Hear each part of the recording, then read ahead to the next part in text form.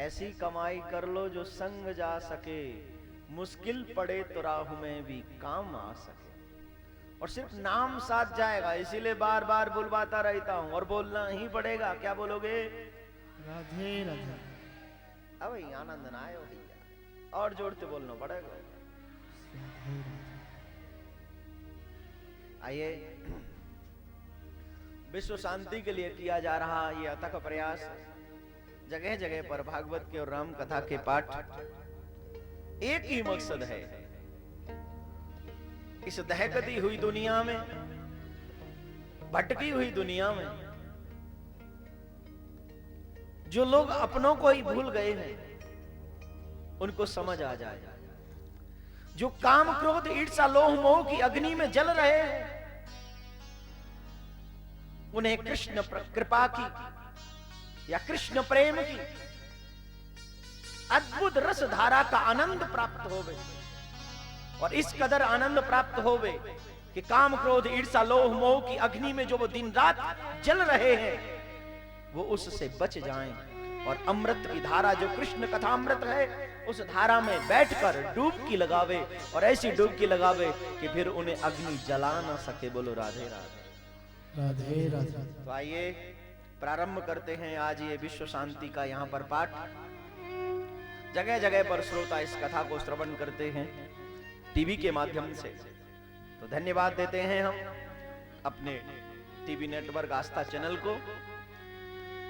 जब भी हम उनसे कहते हैं तो वो अपनी सेवा के लिए तत्पर तैयार हो जाते हैं, वाकई धन्यवाद के पात्र हैं। तो आइए,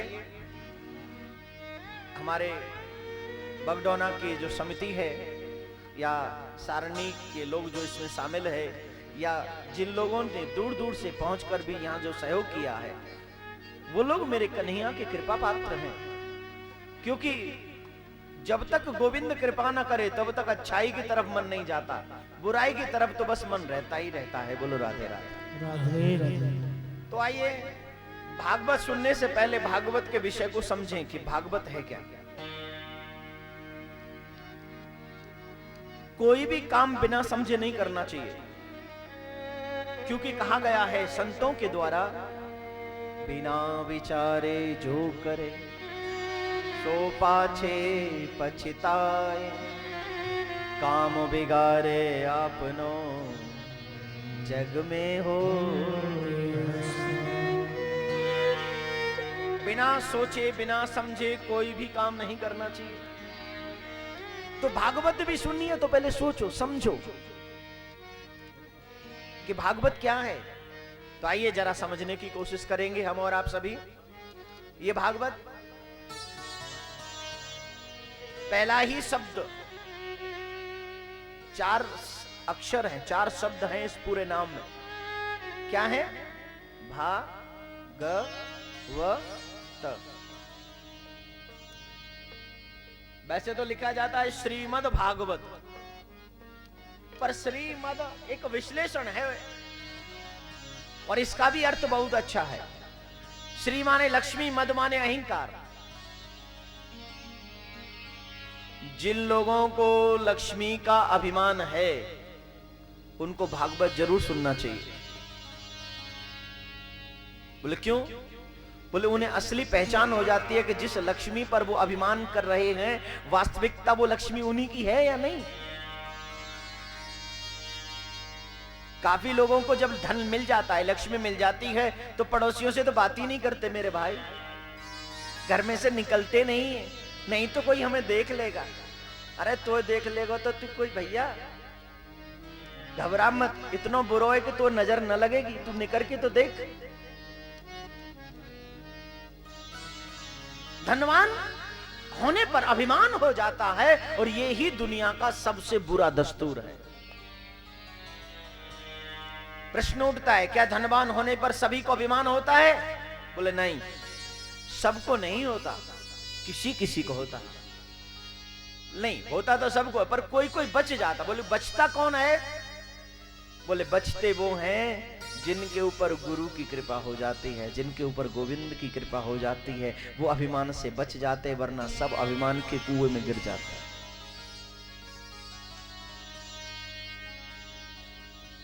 लक्ष्मी, श्री माने लक्ष्मी, धन दौलत, मद माने अहंकार। जिनको लक्ष्मी का अहंकार हो, मद हो, अभिमान हो, उनको भागवत जरूर सुनना चाहिए भाई। उन्हें पहचान हो जाती है कि जिस लक्ष्मी पर वो अभिमान करते हैं, वास्तविकता ये है कि वो धन, वो लक्ष्मी, वो शोहरत, वो दौलत उनकी नहीं है। अच्छा एक बात बताइए, लक्ष्मी जी आपकी हैं क्या? लक्ष्मी आपकी है? जिसके पास करोड़ों अरबों खरबों है उसकी है क्या? नहीं। किसकी है? किसकी है? लक्ष्मी तो मेरे नारायण की है।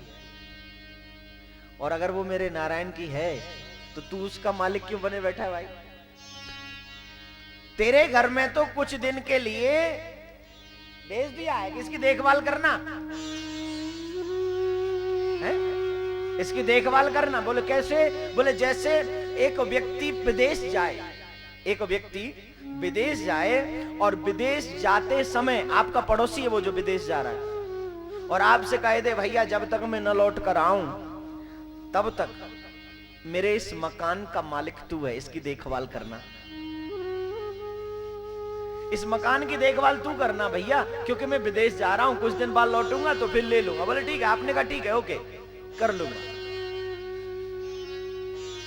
चले गए, आपको कोठी की चाबी पकड़ा गई। अब जरा हमको समझा दीजिए, कुछ दिन बाद वो आए, उससे पहले जब वो गए तो उससे जाने के बाद ही हम उस कोठी का मालिक अपने आप को समझने लगे। अपना घर तो खाली कर दिया, उसी में जाकर रहने लगे, अपना सब कुछ छोड़ छाड़ के उसी में जाके बस गए। कुछ दिन बाद जब वो लौट कर आवे और कहे भैया जरा मेरा मकान खाली कर,